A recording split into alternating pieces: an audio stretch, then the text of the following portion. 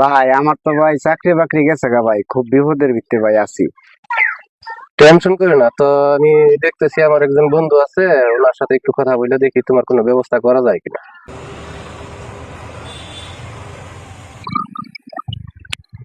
দেলোয়ার নাকি? হ্যাঁ জি ভাই। কেমন আছো? জি আলহামদুলিল্লাহ ভালো আছি ভাই। ব্যস্ত নাকি খুব? হ্যাঁ, আমার ওই ঢাকা থেকে বস আসছিল তো, ওই প্রজেক্টটা আমি ফাইনাল করে আসলাম আর কি। আচ্ছা ঠিক আছে, তারা তোমার সাথে একটা কথা বলি। হ্যাঁ দোস্ত, হ্যাঁ, আমার এই ছোট ভাইয়ের তো চাকরি চলে গেছে। তোমার তো অনেক বড় বড় লোকদের সাথে উঠা বসা, দেখো এর একটা চাকরির ব্যবস্থা করে ওর নাম দেওয়া যায় কি? কিনা। এই মফিজ ওর নাম, ছোট ভাই। ও আচ্ছা আচ্ছা আচ্ছা। কি বলো, এই চাকরি এইসব প্রবলেম নিয়ে তোমরা চলাফেরা করো? আরে এইসব প্রবলেম নিয়ে কোনো মাথা ব্যথা নাই।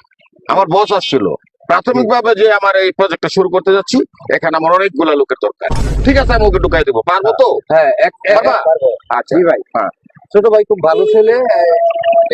এর সমস্ত দায় ঠিক আছে দেলোয়ার, আমি তাহলে তোমার সাথে কালকেই কথা বলবো। ঠিক আছে। জি ভাই। ও দেলোয়ার, হুম।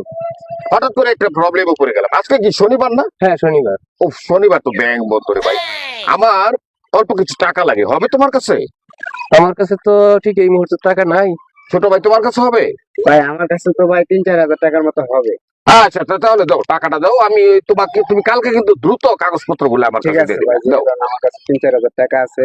আচ্ছা, এই 4,000 টাকা তুমি কালকে ওই সিবিটা দেওয়ার সময় নিয়ে যাবা, ঠিক আছে? তো ভালো থেকো। ঠিক আছে ভাই, তাহলে দেখে আসি এর জন্য। আসি। পোলাপান গুলি, এলাকার পোলাপান গুলি এত ব্যাককল।